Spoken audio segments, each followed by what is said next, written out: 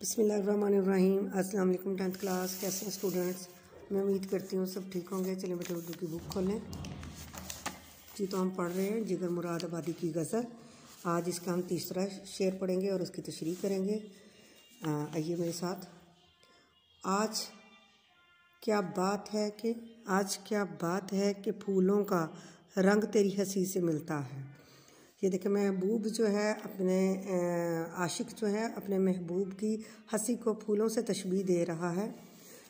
उसकी मोहब्बत की ये देखें इंतहा देखें, उसको हर चीज़ में अपना महबूब नज़र आता है। इसमें इसके जो मुश्किल लफ्ज़ हैं उसका आज मौजूदा दिन जो है, क्या बात है, क्या कहूँ, क्या बात है यानी क्या कहूँ तेरी तारीफ़ में। फूलों का रंग, फूल की खूबसूरती, हंसी मुस्कुराहट तेरी हंसी से मिलता है यानी तेरी मुस्कुराहट से मिलता है। ऐ महबूब आज तुम्हारी हंसी देखकर मुझे न जाने क्यों लगता है कि तेरी मुस्कुराहट फूलों के रंग में आ गई है।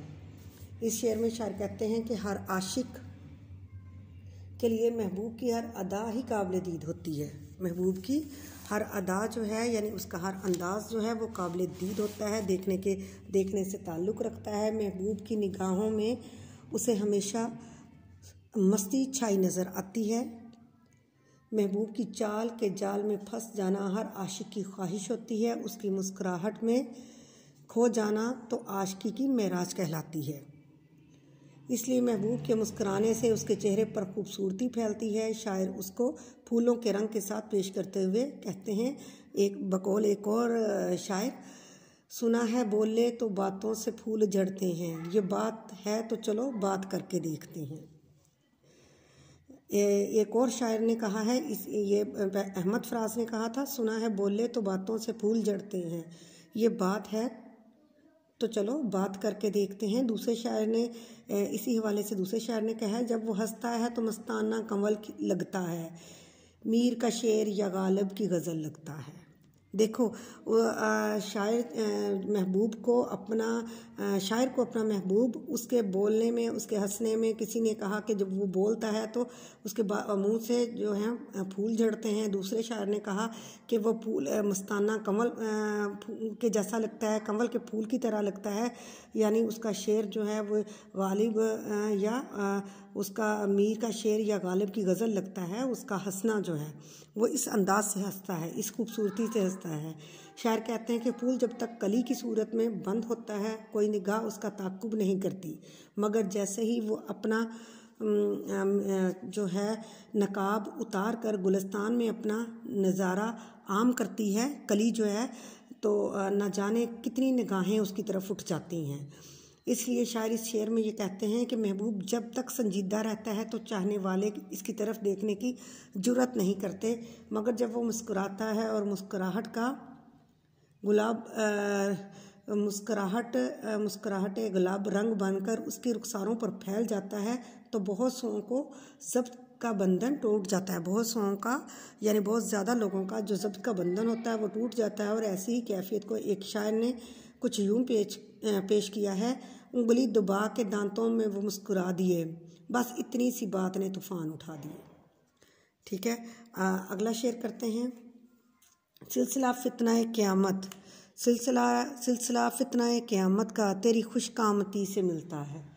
अब एक और अंदाज़ शायर का महबूब की तारीफ़ में कि सिलसिला ताल्लुक़ जो है, वास्ता जो है, फितना फसाद मामला क़यामत रोज़े हशर तेरी खुशकामती से मिलता है यानी तेरे लंबे कद से। ये महबूब तेरा तवील कामत कद जो है इसकी क्या तारीफ़ करूं, तेरे कद में मुझे सिलसिला क़यामत की झलक दिखाई देती है। इस शेर में शायर कहते हैं कि महबूब का सरुकामत होना यानी लंबा कद होना आँखों में क़यामत का मंजर बर्पा कर देता है और क़यामत के हंगामे के सारे सिलसिले महबूब के हसीन तरीन बुलंद कामती से मिलते हैं। महबूब का तवील कद क़यामत का मंजर पेश करता है। महबूब के सरापा हुस्न को देखकर अक्सर लोग बेहाल हो जाते हैं। कुछ ऐसे होते हैं जो महबूब के तवील कद के अंदर दुनिया तलाश करते हैं, बाज़ ऐसे होते हैं जो महबूब की आंखों में खो जाते हैं, और कुछ ऐसे भी होते हैं जो महबूब की स्याह जुल्फ़ों के असीर हो जाते हैं, उसी में बंध जाते हैं। और गर्ज ये कि लंबा कद, नशीली आंखें और लहराती जुल्फ़ें इंसान को मसहूर कर देती हैं, अपने जादू में फंसा लेती हैं। मिर्ज़ा गालिब ऐसा शायर इसी एहसास को यूँ बयान करता है, ऐसे ही जो एहसास है इसको ऐसे मिर्ज़ा गालिब के बयान इस तरह है उसके बारे में, तेरे सरू क़यामत से कद आदम, क़यामत के फितने को कम देखते हैं। इंसानी शख्सियत में कदो क़यामत को बहुत अहमियत हासिल है। शख्सी खूबसूरती में पूरा सरापा मिलकर कदो क़यामत को तश्कील देता है। बहुत से शायर हैं जिन्होंने महबूब के सरापा को मौजूए सुखन बनाया है। अक्सर शायरों की गज़लियात का मौजू ही महबूब का खूबसूरत और दिलरुबा सरापा होता है। महबूब की बुलंद कामती होती है जिसे वो क़यामत से तशबीह देते नज़र आते हैं। बकौल शायर, क़यामत ही समझे सभी शहर वाले, जो वो सरू क़यामत लबे बाम आया, यानी उसके लंबे कद से मुराद इस चीज़ को कहा है।